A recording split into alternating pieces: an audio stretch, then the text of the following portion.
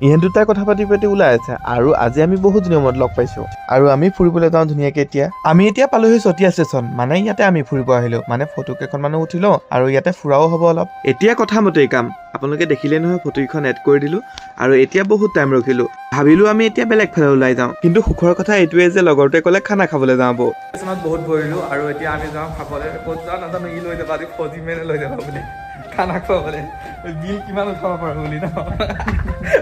হয়তো হ'ল টেকেদা মানে আমি টেকে বুলিয়ে মাতো আৰু সি গাৰ্লফ্ৰেণ্ডৰ ফোন অহাৰ লগে লগে সিফালে দেখোন গুচি গ'ল কেছটো অলপ নগেন কিন্তু দেই হেই ধেমালিহে কৰিছো আৰু এতিয়া আমি বাইকত বহিলো এতিয়া আমি যাবলৈ ওলালো আৰু আগৰ ফালে দেখিছেনে ছানলাইট খিনি কিমান ধুনীয়া লাগি আছে কিন্তু ছানলাইট খিনি থাকিলেনো কিনো হ'ব